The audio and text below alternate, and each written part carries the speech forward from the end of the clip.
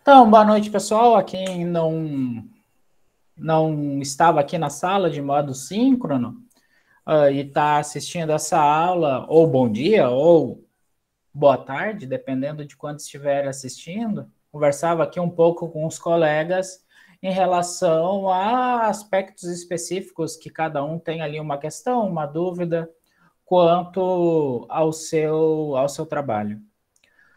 Pois bem, vou iniciar fazendo aqui uma que eu já havia comentado com eles e elas sobre as provas. Eu já corrigi todas, já estão ali registradas no sistema. E ao longo da semana, Carol Gama me comentou que havia duas questões, uma questão que haviam opções de resposta semelhantes. E de fato, e essas opções de resposta iguais era a correta, ou é, melhor dizendo, é a correta. Como no sistema a gente registra apenas uma para ser considerada, então muitas vezes a pessoa marcou o mesmo conteúdo, porém o sistema entendeu que aquela alternativa não era válida.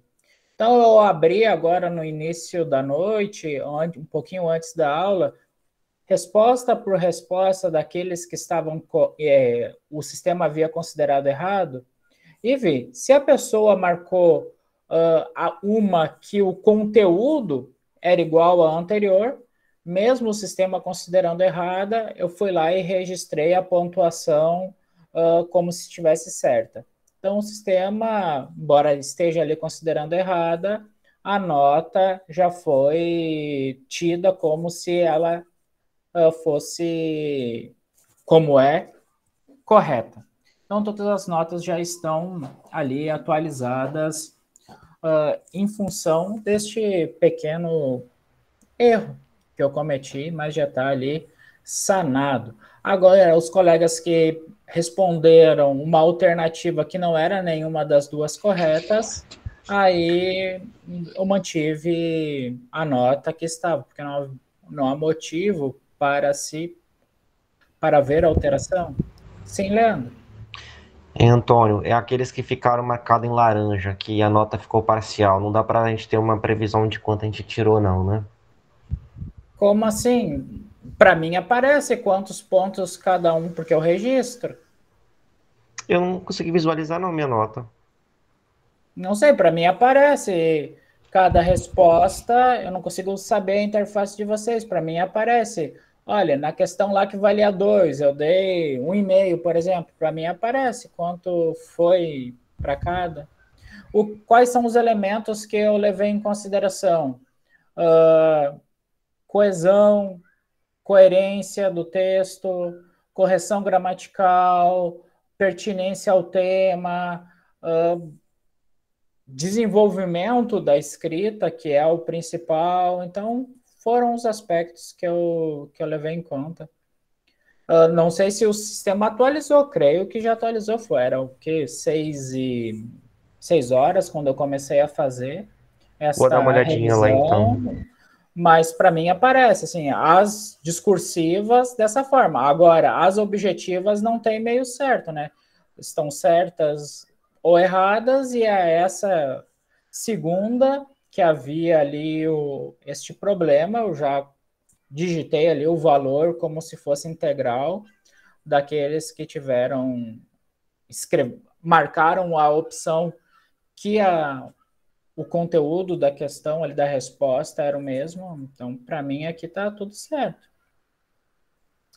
Pois bem, pessoal, feito este comentário, e do mesmo assim, a imensa, diria, 99,5% das pessoas tiveram a nota entre 8,5, 9 e 10. Acho que talvez uma ou duas pessoas tiveram, não mais do que três, tiveram menos do que 7. Então, também, a esta altura do campeonato,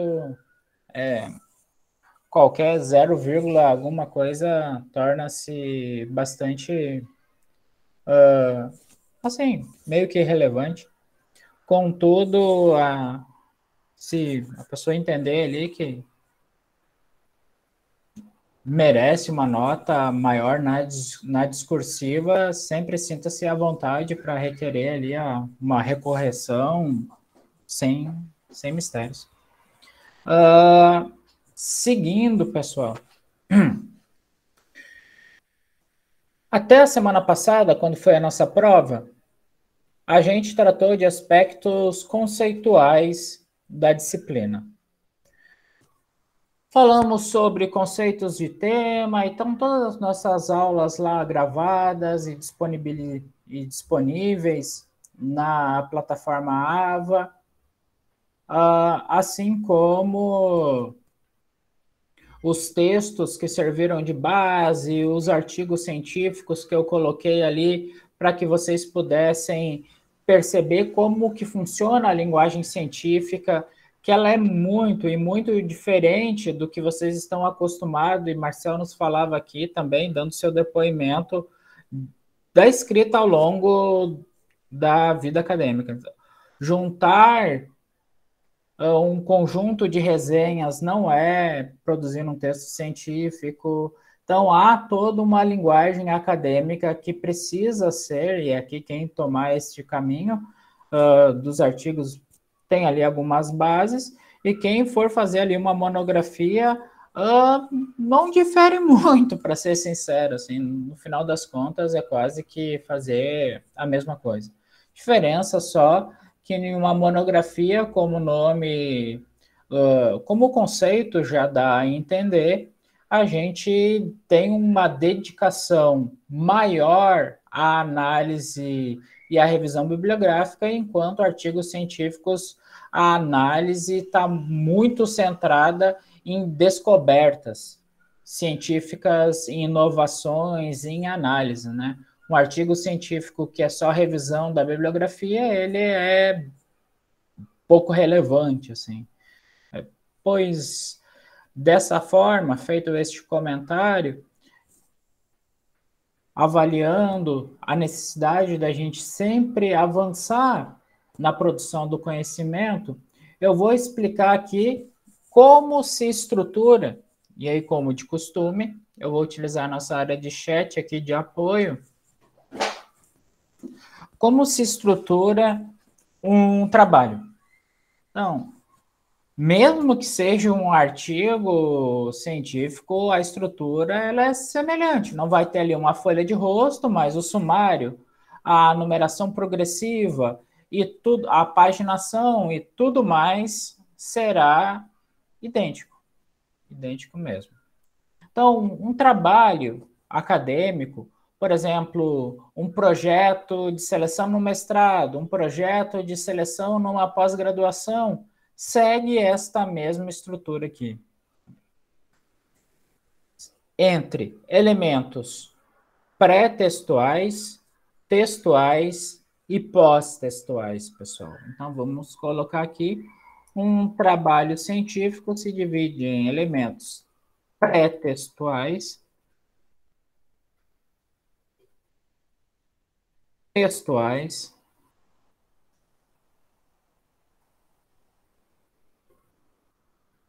e pós-textuais.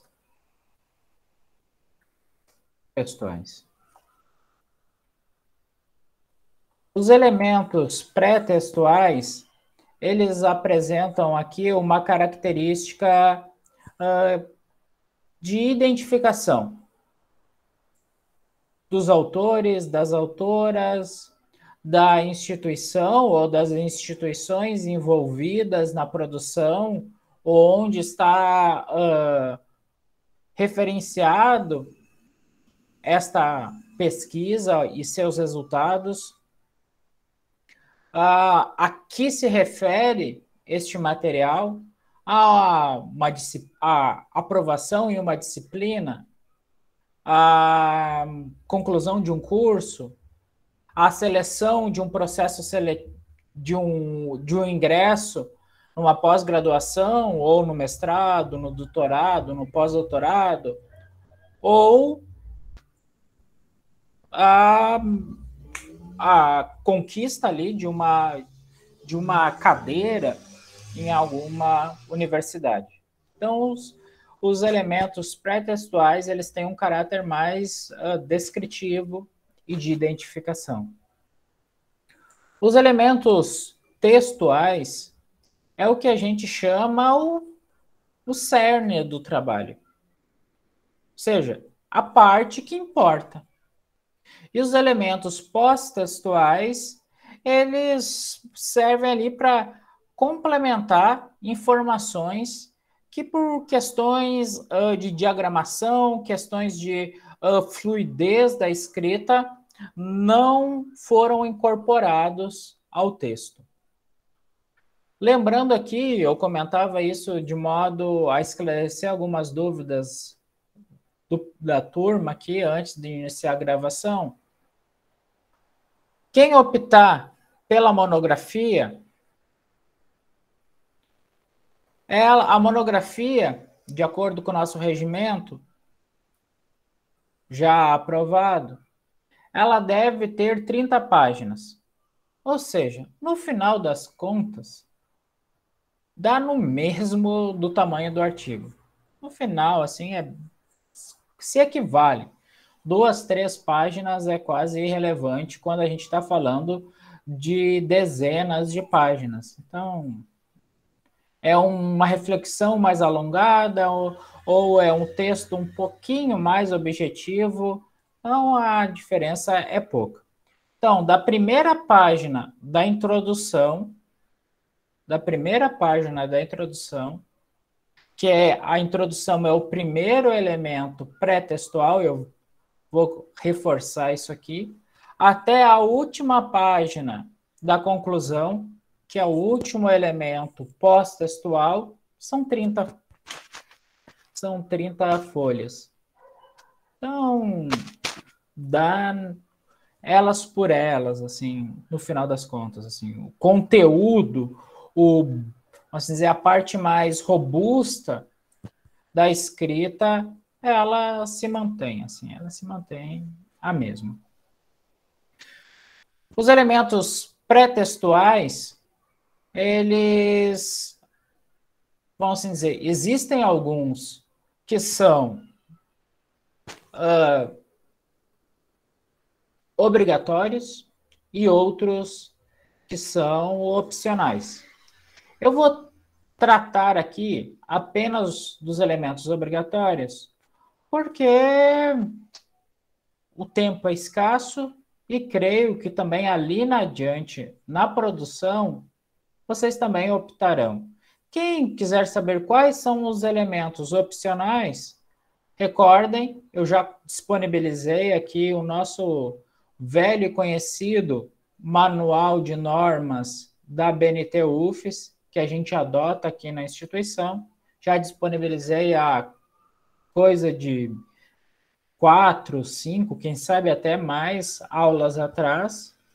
Lá quando tivemos o terceiro período também, no primeiro período também, e se porventura alguém se perdeu ali no meio desta nossa caminhada, eu vou colocar novamente os dois manuais juntos com a gravação desta aula. Então, é preciso dar uma olhadinha ali. Olhar o manual e ver se aqueles elementos pré-textuais opcionais, eles se fazem presentes. Pois bem, vamos lá. Dos elementos pré-textuais obrigatórios, o primeiro deles é a capa. A capa. Então, perdão. A capa, recordando, ela não é nem contada com o intuito da identificação ali, da posição de cada item para a composição do sumário, não se conta a capa, e tampouco se numera ela. A capa ela tem literalmente um caráter apenas de proteção do trabalho, assim como da sua identificação. mas ela é obrigatória e é um elemento pré-textual. Depois da capa, a gente vai ter a folha de rosto. Também será obrigatória e ela se assemelha com a capa, tendo como diferença apenas a supressão da instituição lá na primeira linha. Então, folha de rosto vem logo em seguida a capa. A folha de rosto vai ser a primeira a ser contada, a fim de produção do sumário e de composição ali do trabalho. Porém, não é numerada. Recordem isso. Ela não é numerada. Nenhum elemento pré-textual é numerado. Já deixo isso aqui de pronto bastante claro. Recordando, e isso nunca é demais, todas as informações desta aula, assim como de todas até o final, estão nos 2 manuais de normas da BNT UFES. Tá com alguma dúvida? Acredita que o que eu expus aqui não foi de forma clara? Os 2 manuais amplamente comentados aqui na nossa disciplina, compartilhados, eles sanam qualquer dúvida. Leu o manual, não entendeu? E se porventura acredita que eu não comentei aqui, me procure, que eu não terei nenhum problema, pessoal, de esclarecer do que se trata.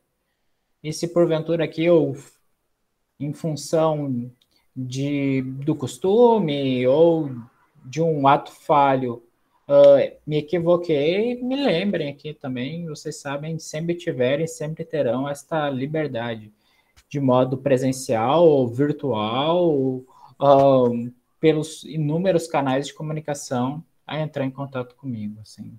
Posso demorar um pouco, haja vista a demanda que é gigantesca, como já comentei aqui com vocês inúmeras vezes.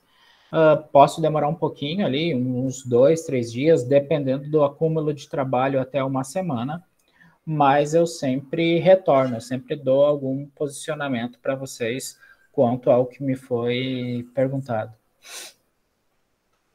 Seguindo, a gente tem a folha de aprovação. Para nós, aqui, nesta altura do campeonato, a folha de aprovação eu não vou cobrar a sua apresentação no projeto. Não faz nem muito sentido. Mas, para quem optar pela monografia, ela é indispensável.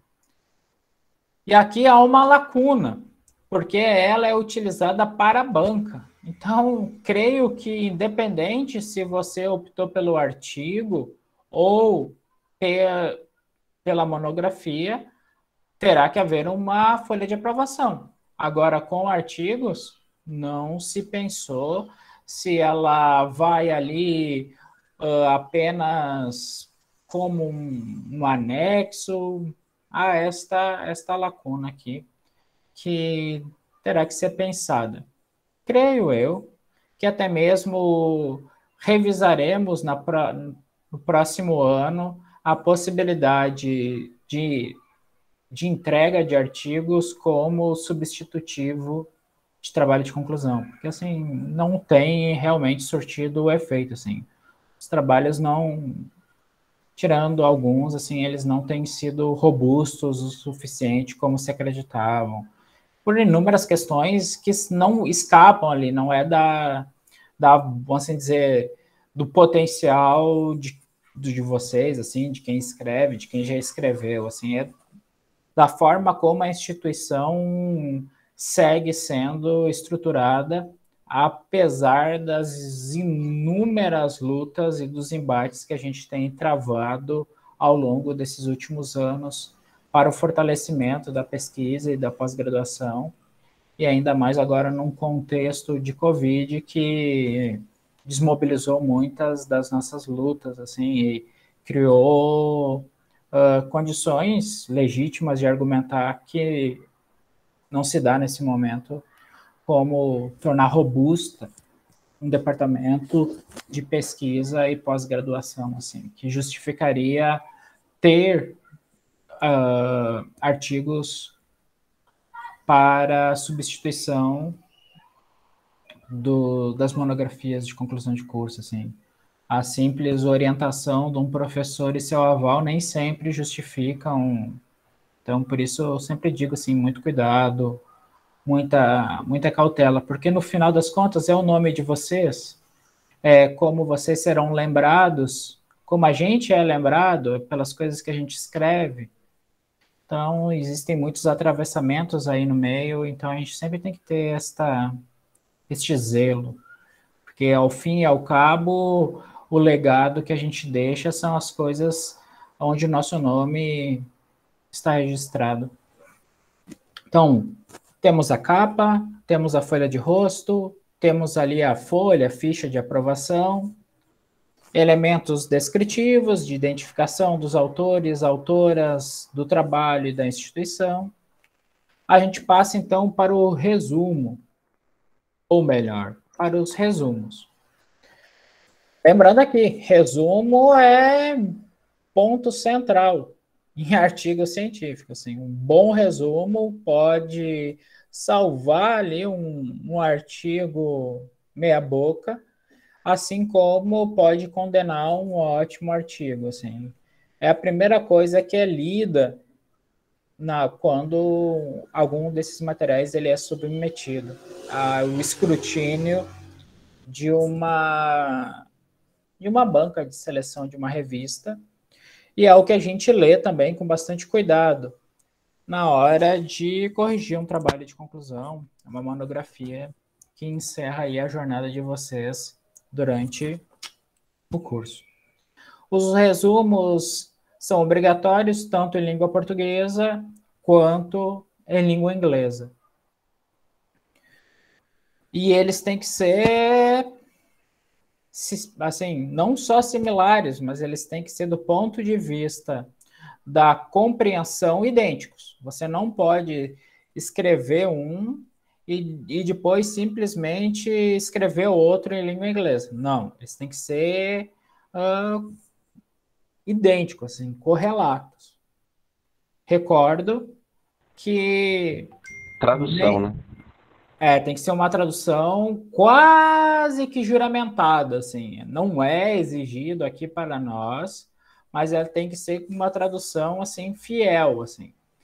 Não é substituir a palavra, a gente tem que encontrar qual é o conceito que é idêntico na língua inglesa, por exemplo, que são os resumos que a gente adota aqui. Língua portuguesa, que é a nossa língua nativa, e a língua inglesa. Então, pegar aqui que me é caro, assim, reconhecimento. Não é recognition, simplesmente, assim. Eu tenho que entender do que eu estou falando quando eu estou falando reconhecimento. Então, fazer a sua tradução, a ordem, então tudo isso é importante, pessoal. Lembrando das palavras-chave, sempre que das 3 palavras-chave que acompanham os trabalhos, no caso, os resumos.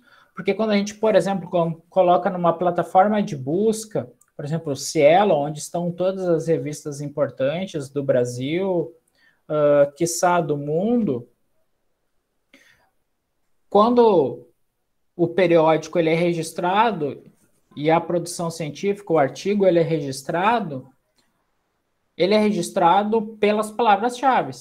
Então, às vezes eu coloco ali e não encontrei. Aí eu coloco uma outra palavra-chave e eu encontro. É porque na hora do registro, o autor, a autora, ou os autores e autoras, eles não indicaram aquela palavra-chave. Então, o motor de busca da plataforma, ele está associado, assim, não é uma busca aleatória dentro do texto que disponibiliza ele para vocês. Então, você digitou uma palavra, ele vai oferecer ali na lista de opções as palavras-chave que foram associadas a ele quando do registro do resumo.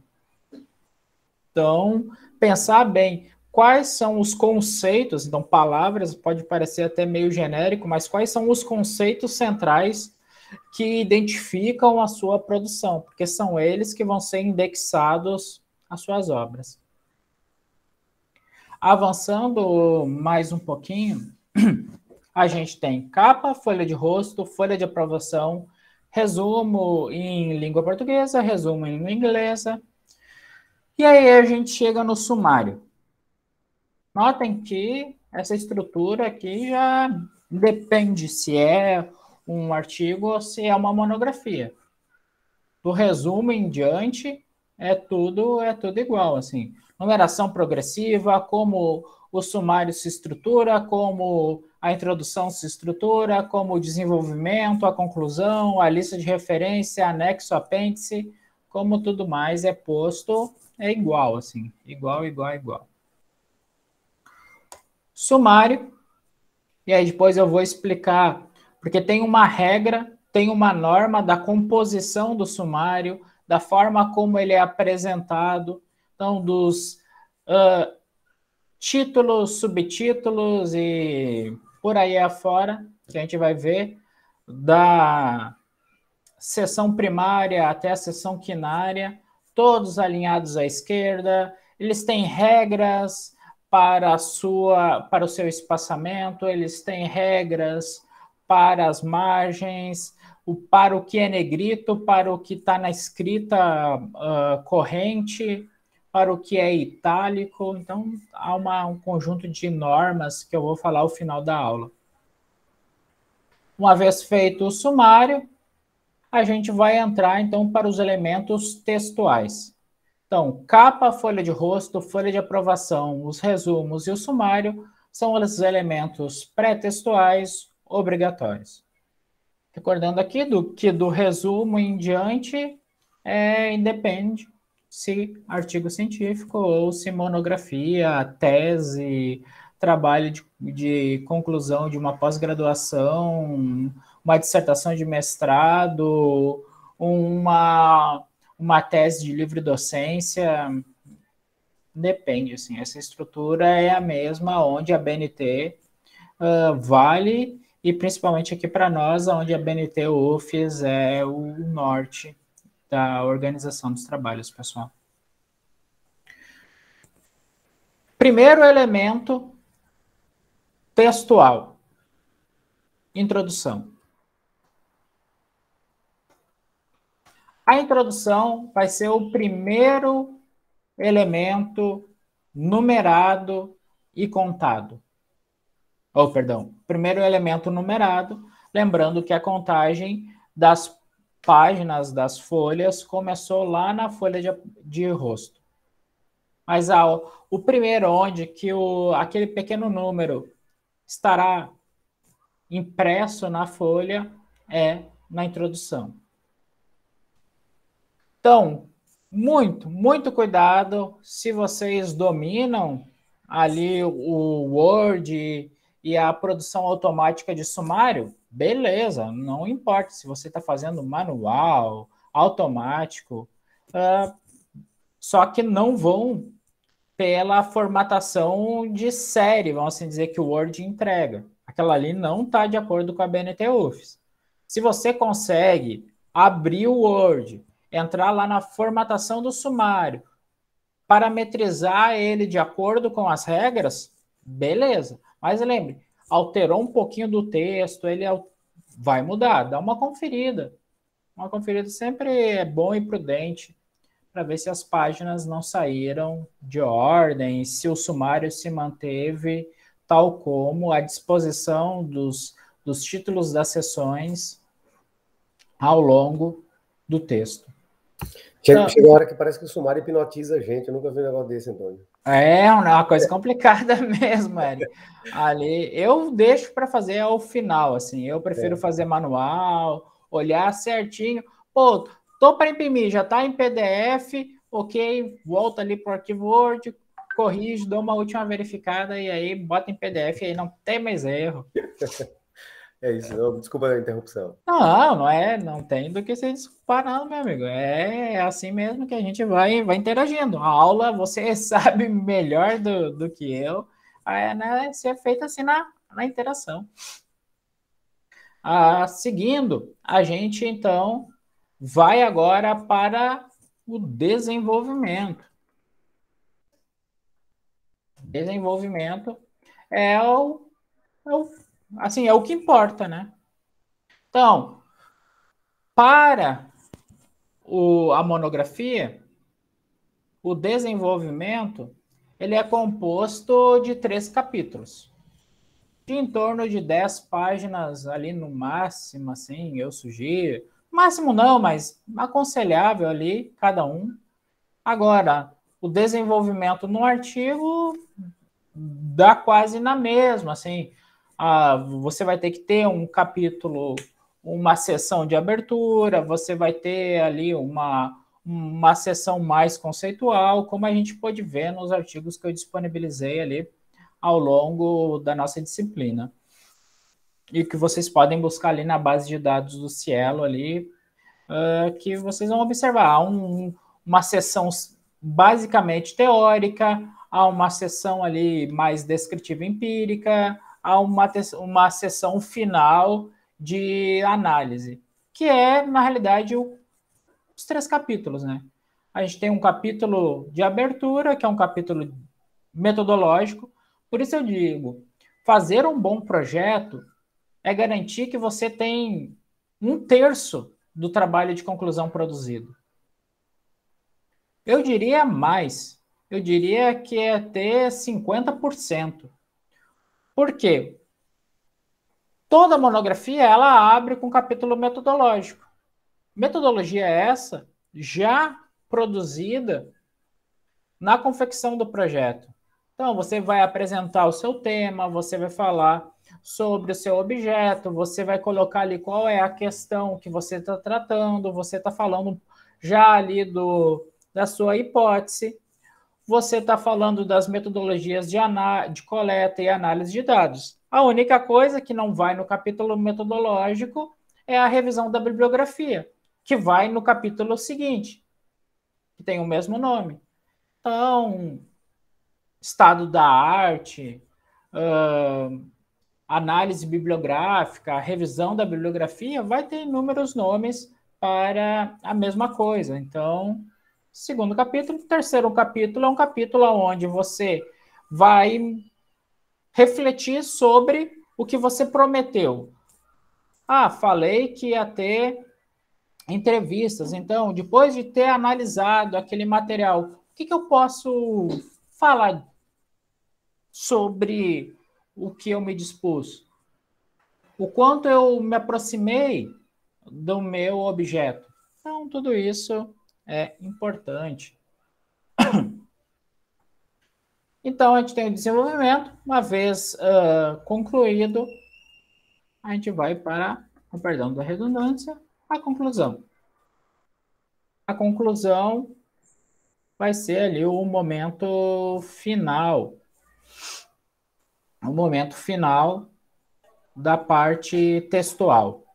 Notem aqui, pessoal, que comentava isso antes com o Marcel, comentei aqui no início da nossa aula, entre a primeira folha, página da introdução, até a última da conclusão, de acordo com o nosso regimento, 30. Este é o número cabalístico, 30. 29. Aí você vai ter que contar muito com a boa vontade da banca. Tendo 30, não tem o que contar com a boa vontade dos outros. Você torna-se independente e autônomo. Então, da introdução ao desenvolvimento, à conclusão.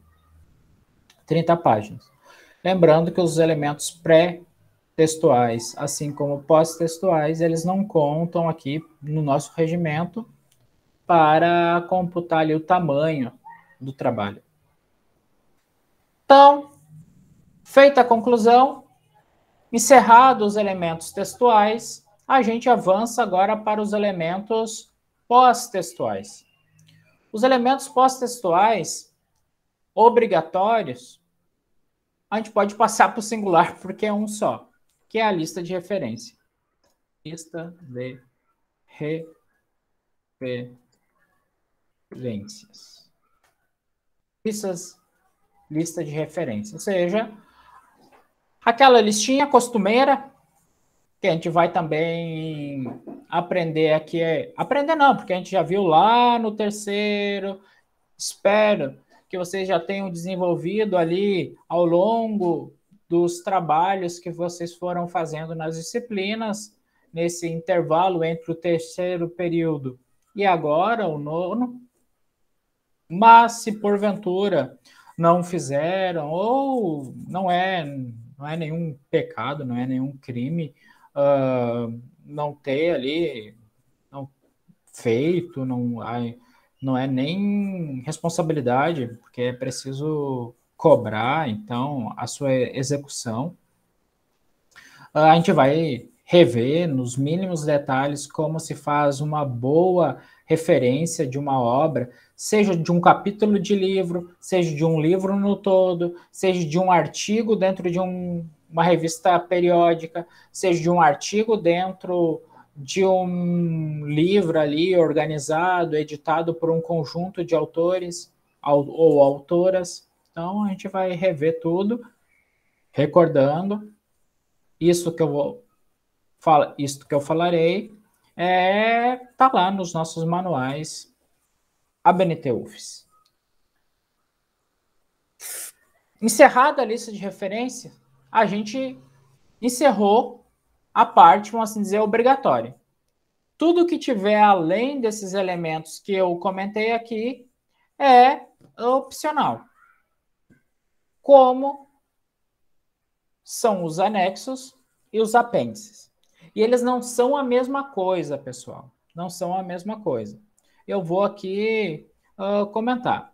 Anexo, vou colocar aqui, é todo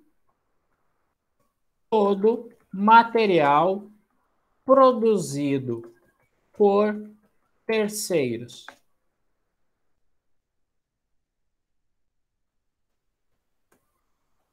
Todo material produzido por terceiros. Vamos aqui a alguns exemplos. Vou começar com um exemplo próprio. Na tese que eu escrevi, uma das fontes de dados eram atas. Eu produzi essas atas? Não, eu apenas as coletei, como a gente coleta inúmeros documentos, e a gente tratou aqui na disciplina, coleta de documentos. Então, eu coletei ali uma infinidade de documentos. Pois bem, eu quis exemplificar às minhas leitoras, aos meus leitores, como é que se parecia, qual era a estrutura desses documentos analisados e coletados antes. Então, eu anexei, junto ao meu trabalho, umas 3, 4 atas.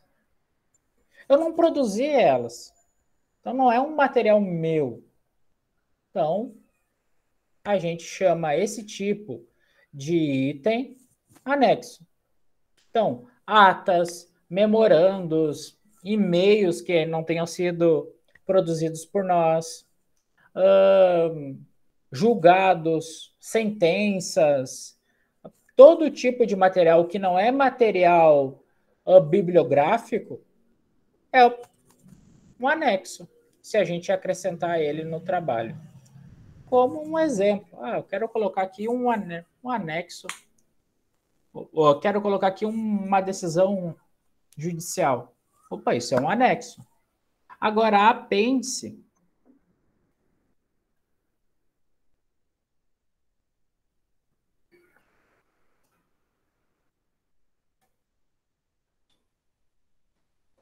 Pois.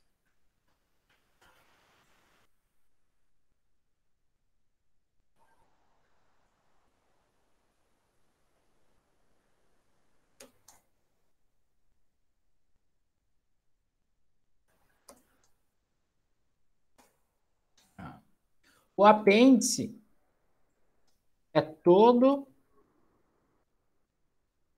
material produzido por nós. Todo material produzido por nós.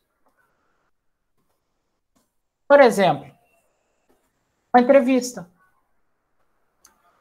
Essa entrevista ela não existiria se a gente não tivesse pensado num roteiro com as perguntas, se a gente não tivesse realizado aquela entrevista, se nós não tivéssemos transcrito ela.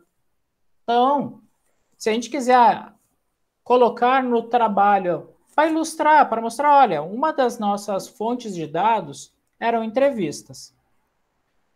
E eu quero mostrar a você, leitor, leitora, como eu organizei este material. Tome aqui uma. Este material, como foi produzido por nós, é um apêndice.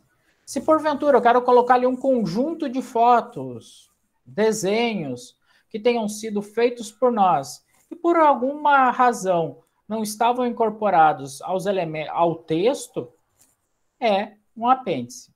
Então não confundir. Ah, é um problema mortal confundir um apêndice com anexo. Não, de modo algum, mas ou mostra desconhecimento ou mostra desatenção.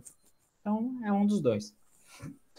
Então, e os dois são elementos pós-textuais, porém são opcionais, não são obrigatórios.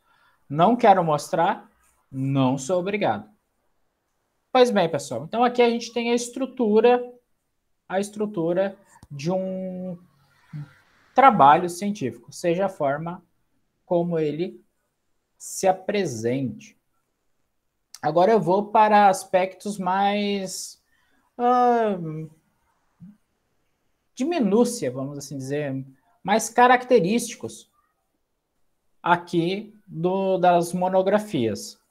Artigos vão variar um pouco conforme o edital da revista que vocês submeterem o texto. Vou falar aqui sobre o manual UFES ABNT, como mencionei desde o início. Começando pelo principal, margens.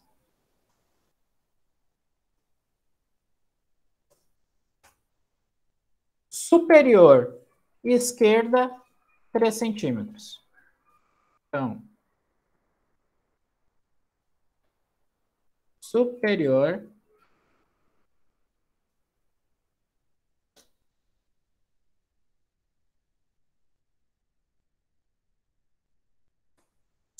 esquerda, 3 centímetros. Fica até meio, assim, dedutivo, a gente pode dizer, que a margem esquerda seja maior do que a direita. Porque a gente vai ali ou colocar uma espiral, ou colocaremos uma lombada. Então, a margem esquerda, para não comprometer a leitura, acaba sendo maior. E aí, inferior e direita, 2 centímetros.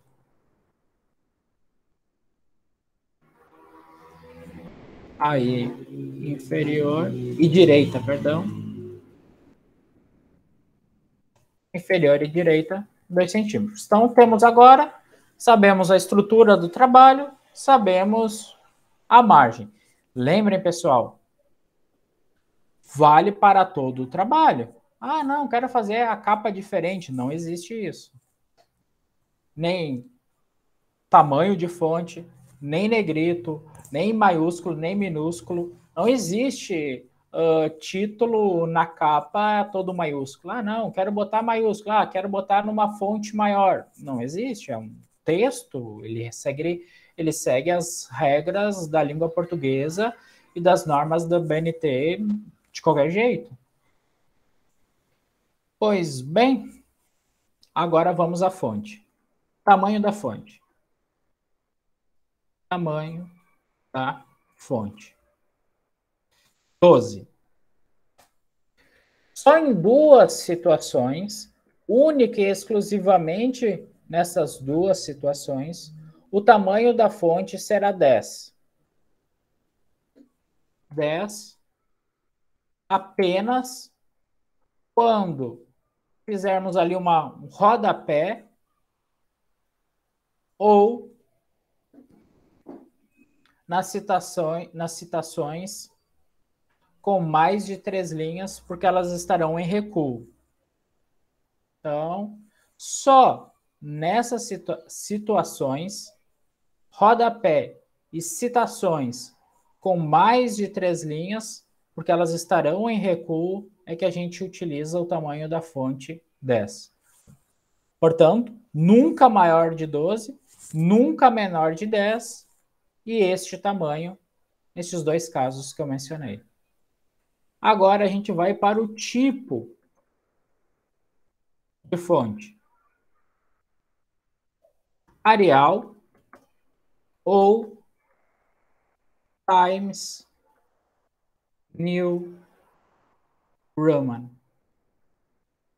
Arial ou Times. Lembre, se optei por Arial, é Arial da primeira à última página. Se optei por Times, é da primeira à última página. Vamos agora. Falei aqui sobre o tamanho da fonte. Falei sobre... sim. Espaçamento entre linhas. Espaçamento entre linhas. Sempre 1,5. Nunca múltiplos, nunca duplo. Sempre 1,5. Entre ali os elementos, entre as frases que compõem ali o texto de vocês. Agora, apenas duas situações, o espaçamento fica simples. Quais situações? As mesmas em que a letra diminui. É idêntico. Citações com mais de 3 linhas, porque elas estarão em recuo, espaçamento simples. Notas de rodapé, espaçamento simples. Recordo aqui, pessoal, não precisaria dizer, mas já vi isso acontecer aos borbotões, por isso eu lembro. O texto, ele é sempre justificado. Toda a parte textual é justificada, pessoal. Lembre. Claro, menos os títulos de seção. Os títulos de seção, seja o primário até o quinário, sempre alinhados à esquerda. Sempre alinhados à esquerda. Nunca centralizados, justificados ou alinhados à direita. Então, este é um cuidado, um capricho que a gente deve ter e que pode sim comprometer a qualidade e a avaliação de um trabalho. Avançamos aqui, falamos sobre as margens, falamos sobre as características da fonte, falamos sobre o espaçamento entre as linhas. Agora a gente avança para a organização dos parágrafos.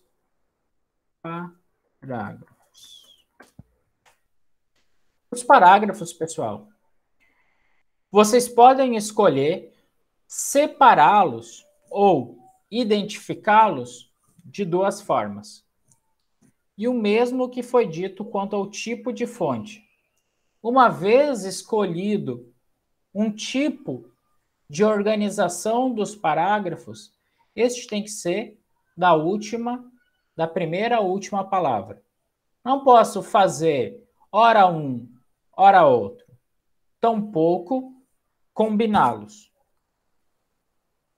É como se numa prova, e isso acontece, eu fizesse uma pergunta e a pessoa coloca toda a matéria, tudo que ela sabe, tudo que ela tomou nota na disciplina.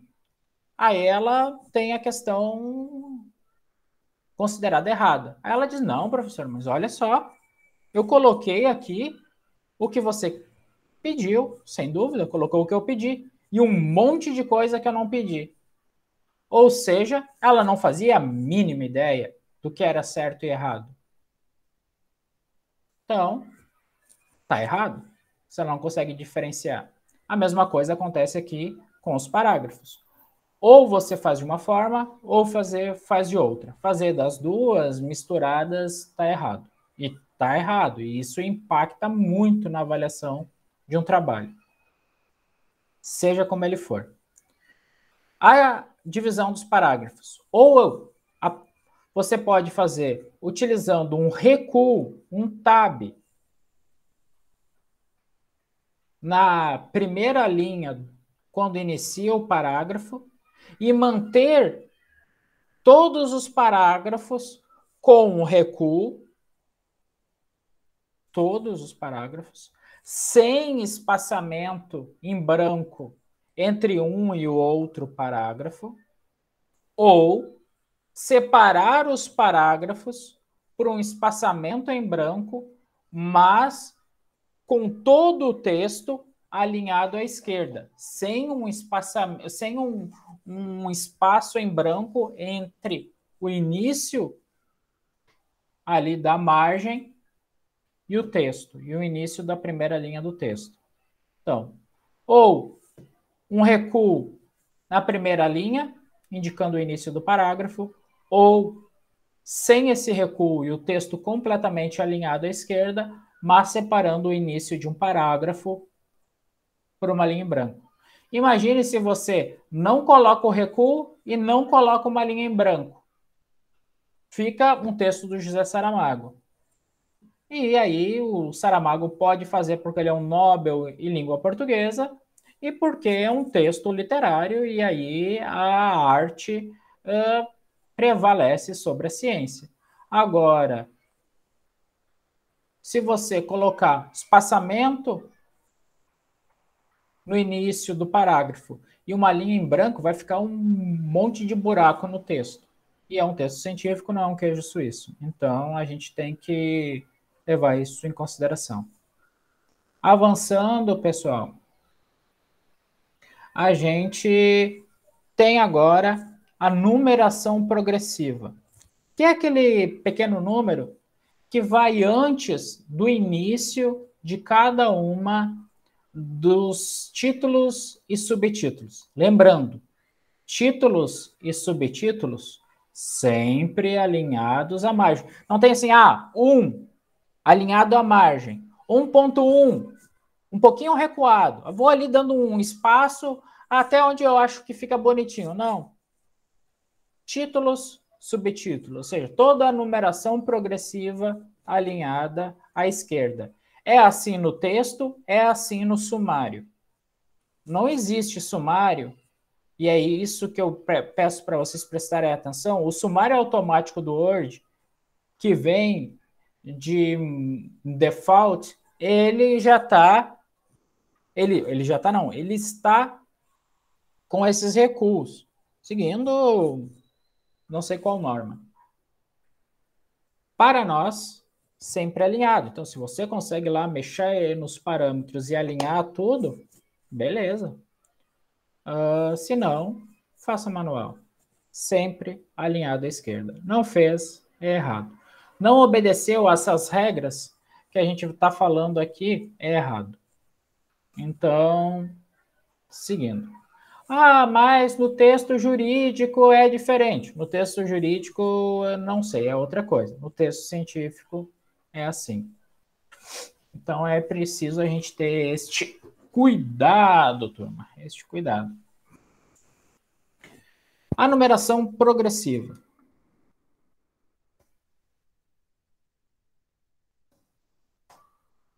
Numeração progressiva. Então, aquele número que indica se trata de um parágrafo ali individual, se é uma divisão, ou é uma subdivisão, ou é uma divisão já terciária, quaternária ou quinária daquele parágrafo. Então, a numeração progressiva serve para isso.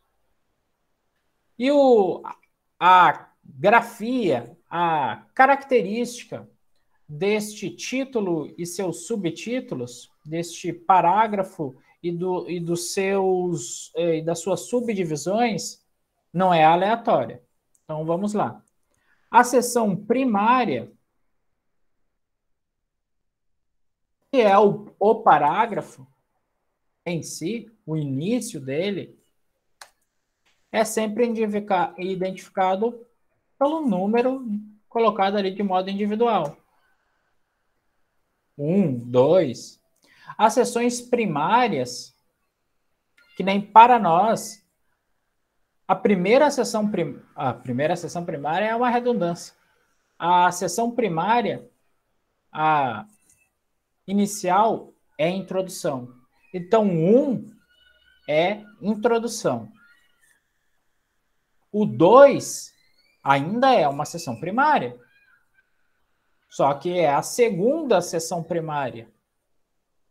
Então, é efetivamente o primeiro capítulo do texto.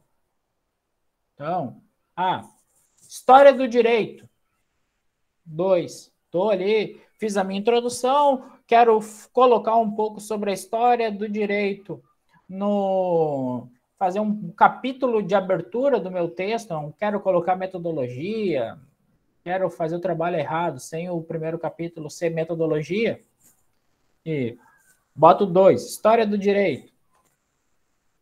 Então, é uma seção primária ainda, é um capítulo como um todo. As seções primárias, elas são todas em... Pena eu não consegui colocar aqui o negrito na nossa área de conversa, mas lembrem, tudo isso está no manual. Seção primária, toda maiúscula e negrito. Maiúsculo e negrito, seção primária. Quero fazer uma subdivisão no meu capítulo. Opa! Primeira subdivisão do capítulo. Seção secundária. 1.1, por exemplo. Seção secundária. Notem que não existe ponto, traço, 2 pontos ou qualquer outro sinal gráfico entre o último numeral e a primeira letra. Só existe um ponto final, a gente pode dizer, separando os numerais. Mais nada. O que existe separando o numeral da primeira letra é apenas um espaço em branco. E um único espaço em branco. Minha seção primária. História do direito. Aí quero colocar ali uma seção secundária. História do direito no Brasil. Então, essa vai ser uma seção secundária. A seção secundária é a sua escrita, letra maiúscula, mas sem o negrito. Senão, ficaria igual ao anterior. Então, primária, maiúscula e negrito. Secundária, maiúscula sem o negrito. Estou escrevendo ali e acho que é preciso fazer uma diferenciação entre alguns pontos na minha seção secundária. Então, eu abro uma seção terciária. 1.1.1 espaço. Seção terciária. A seção terciária, pessoal, ela é escrita aqui em minúsculo, vamos assim dizer, e em negrito. Negrito sem o negrito. Negrito, e logo vocês já devem imaginar, a quaternária sem o negrito. Texto corrido, normal, como de costume. Então, quero fazer algumas subdivisões na minha seção terciária. Posso fazer 1.1.1.1, seção quaternária.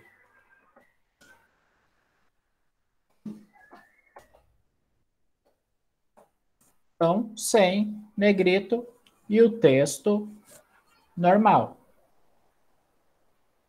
Notem que nós já usamos o recurso do negrito, já usamos a combinação do negrito com maiúsculo e minúsculo. E se eu quiser fazer uma seção quinária? E a norma da BNT-UFES diz, não se subdivide uma seção para além de 5. Então, você pode ter o quê? 5.5.5.5. 5.5.5.5.5, quer dizer, é o máximo, é o limite de subdivisões que você pode ter dentro de um trabalho científico. Então, 5.5.5.5.5 é o limite de subdivisões. Você tem 5 capítulos, cada capítulo tem 5 seções secundárias, 5 seções terciárias, 5 seções quaternárias, 5 seções quinárias. Lembrando, agora, como que eu vou dividir? Como que eu vou identificar uma seção quinária de uma seção quaternária? Utilizando o itálico, o texto normal, sem estar em maiúsculo, e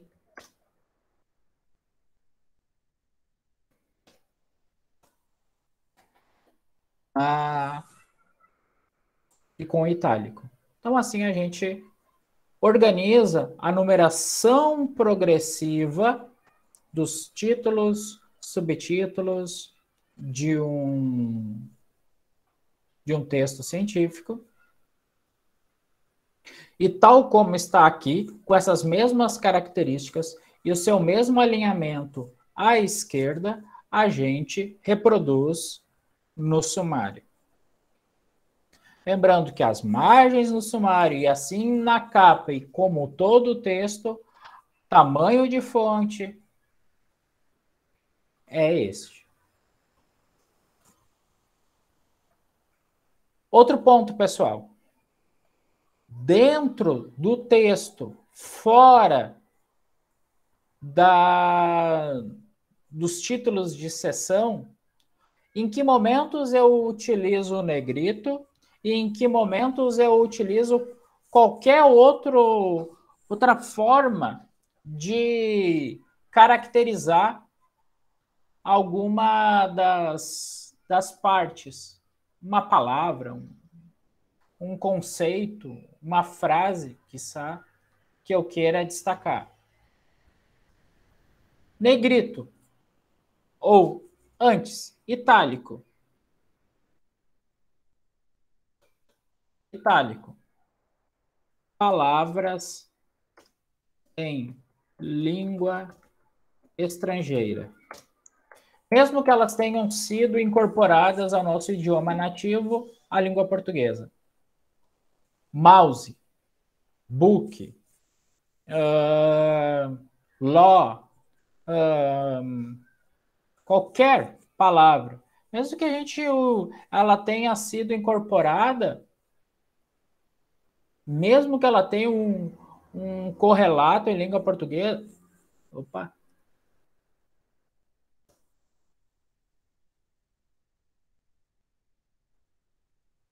Escrevi errado aqui.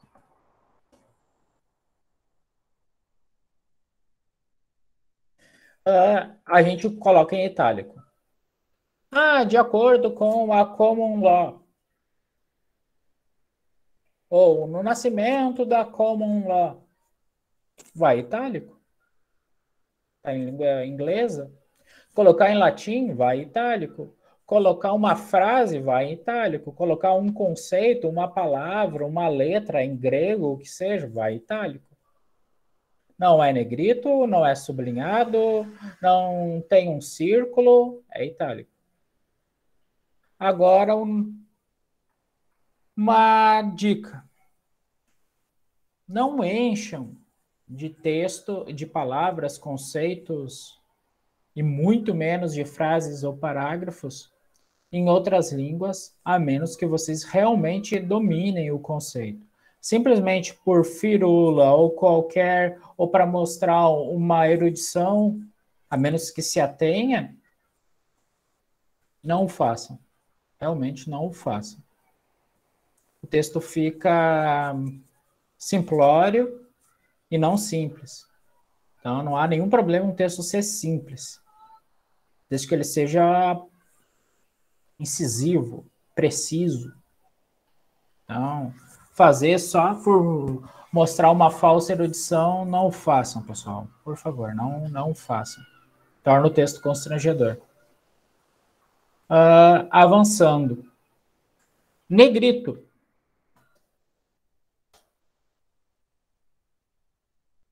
Sempre que vocês quiserem destacar.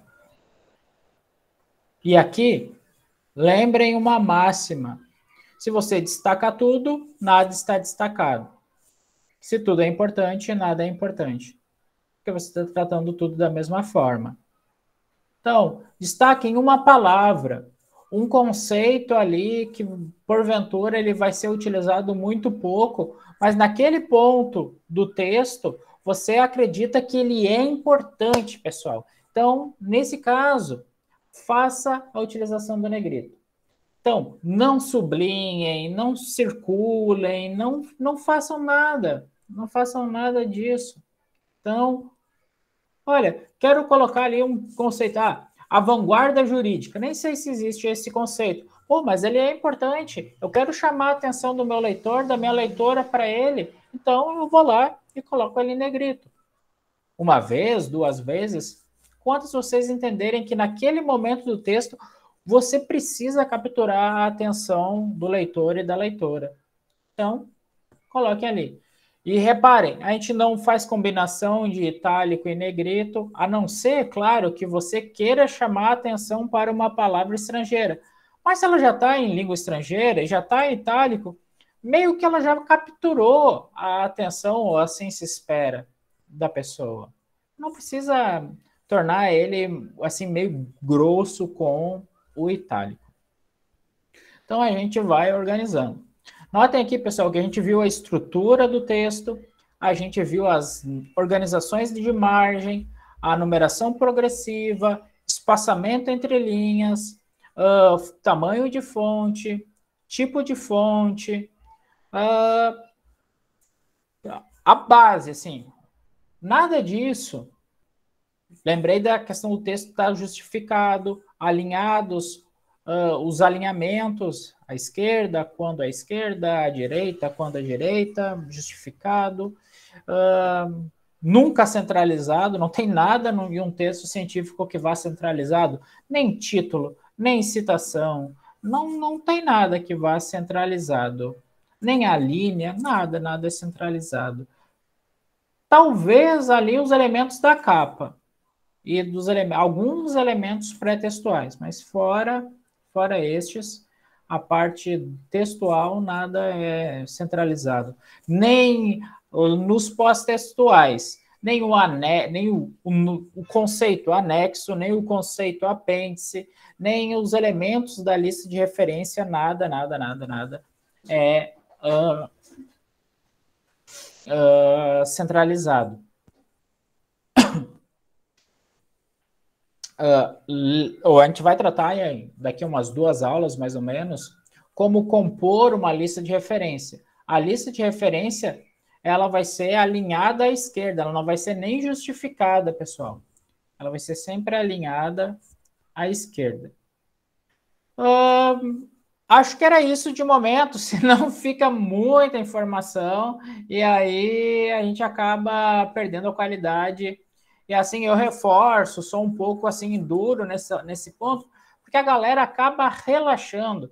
E aí depois acaba fazendo de qualquer forma e, bom, não é bom, assim, a gente está aqui no momento formativo e se a gente não falar isso agora, talvez vocês nunca ouçam mais, porque não vão ouvir nem numa pós-graduação, esse tipo de coisa não é tratado, nem em nenhum outro lugar.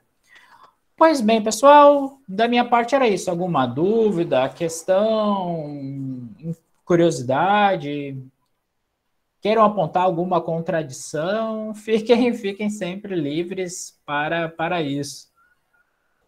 Eric, meu amigo querido, você quer fazer algum comentário? Não, eu detestei meu texto que eu mandei para você lá. Não, os textos são assim, a gente gosta e desgosta, a gente amadurece, é tempo, assim, não se preocupe. No meu caso, eu consigo localizar bem. Eu tô muito cansado com minha rotina, assim, meu trabalho está me demandando muito, assim, sabe? Eu imagino. Eu mandei o texto porque eu precisava cumprir o prazo, assim, eu tô sendo bem honesto. Detestei, assim. Eu gosto muito de escrever, Antônio. Apesar de ser da área de exatas, eu adoro escrever, assim, e aí por isso eu me cobro muito, então. Sim. Né? Não, mas o importante é não parar, assim, olha, não gostei, acho que não dá, e a gente vai avançando, é bem normal isso, não se angustie quanto a isso, ou se deprecie em função disso, não faça, processo, a gente escreve mesmo, dedica tempo e mesmo assim não gosta, é importante não parar, assim, não se desanimar e desistir. Agora um fator positivo de ter tido um prazo para a gente mandar a avaliação, a atividade lá, é porque eu consegui especificar um pouco mais do tema que eu tinha pensado. Assim, que bom. Essa foi legal, isso aí foi bom. Assim, que bom, é importante. Mas a produção como um todo eu achei que ficou muito aquém do que eu poderia ter produzido mesmo. Assim. Mas foi bom essa parte, eu consegui, que bom, tinha que ter pensado nesse detalhe aqui que eu não pensei. Massa. Essa reflexão é indispensável, assim, conseguir fazer. Tem uma lei que a gente nem estudou ainda, que foi o Código Eleitoral, né? Tive que pegar os elementos lá, porque é sobre isso que eu quero produzir. Aí foi bom, foi legal, nesse sentido sim, né? Mas enfim, tá lá, vamos lá. Que bom. Como você falou.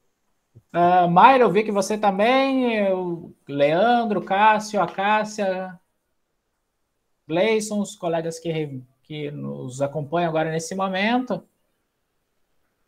Que bom que tem sido um momento de descobertas, isso eu fico feliz, assim, eu acho que a gente até o último segundo, quando a gente respira, ainda dá para ter. Claro que conforme a gente vai ficando mais cascuda, a gente vai perdendo a flexibilidade, mas enquanto... Mas que bom que o mundo se adiantou. Enquanto vivos. Enquanto vivos, Gleison, enquanto vivos. Então, pessoal, encerro aqui a gravação, encerro a nossa aula. Fiquem bem, se cuidem. Eu espero até segunda de manhã ter todos os trabalhos corrigidos, registrados. Lembrem, as provas já estão atualizadas, suas notas. Se cuidem, fiquem bem e um abração sincero mesmo, assim. Tchau, pessoal.